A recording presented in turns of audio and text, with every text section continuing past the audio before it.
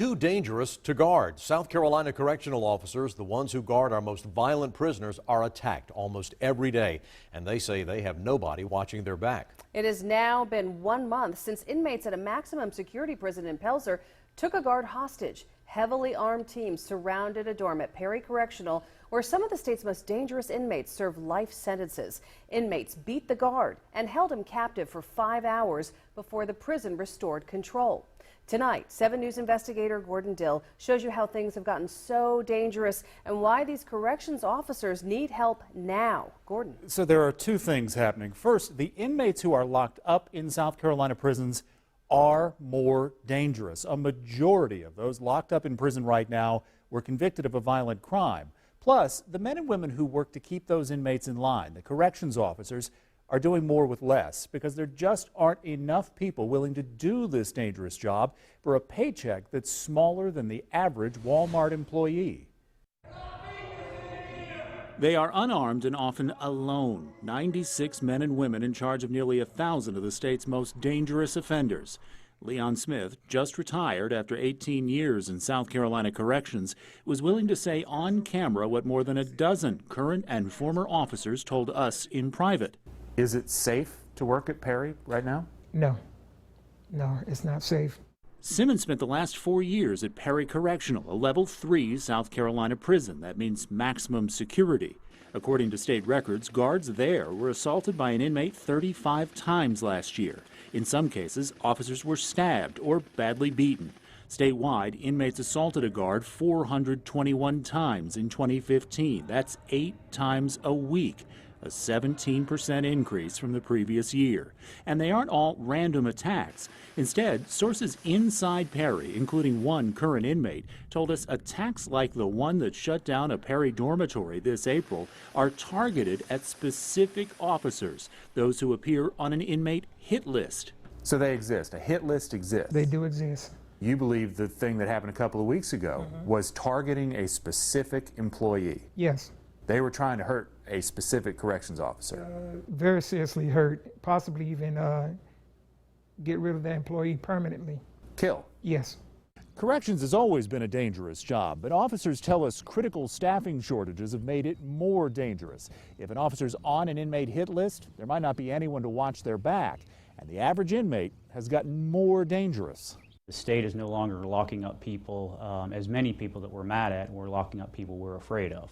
Brian Sterling is director of South Carolina Department of Corrections. He told us sentencing reform meant thousands of nonviolent offenders no longer end up in state prison. And sure enough, the number of inmates statewide has gone down steadily for a decade. But those who remain locked up are violent. In 2002, just 44% of the state prison population was convicted of a violent crime. By 2013, it was 63%. The state is closing minimum security facilities, while medium and maximum security prisons get more crowded and more dangerous. Sterling told us his agency added new training, gave officers new stab-resistant vests and better communication tools. Still, there may not be enough manpower to get the job done. We have officers who every day go in and face a difficult task, a challenging task of trying to do more with less. The biggest problem is pay. At the Greenville County Jail, new hires start at more than $31,000 a year. Lexington County pays detention center officers over $34,000. For new hires at a maximum security state prison, pay starts below $27,000.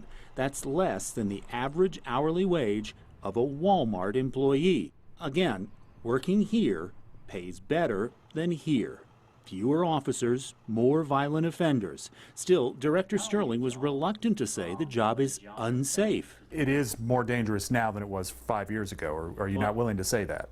I'm not willing. I'm willing to say that there's less officers. So yes, more officers, obviously more eyes, makes it a better work environment. And so even the people who do get hired at the Department of Corrections to do this job don't stick around. Only about half of them are going to last 1 year. And while we focused on Perry here, that's what you saw because it's local, there are 9 maximum security prisons in South Carolina. If you go down to Lieber, which is in the Midlands, there's 65 attacks last year on prison guards. That's more than one a week, about one every 5 days. So as bad as Perry is, it gets even worse for these guards. That is a dangerous, difficult job in boy. anyone's book. But it does sound like the Department of Corrections is aware of the situation, but then what about the pay? Why does the pay stay so low? That's it, right? I mean, it's not like they don't know the pay is too low. So they have raised the pay recently. They have gone up a couple of $1,000s. But as you saw, it is still lower than the average pay at Walmart. And they are still eager to hire more officers. But this sort of reflects the economy, if you think about it this way.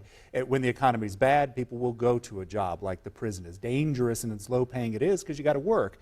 As the economy improves, it gets harder and harder to find somebody willing to do this job. And it is a tough, dangerous job. Surely is. Gordon, thank you.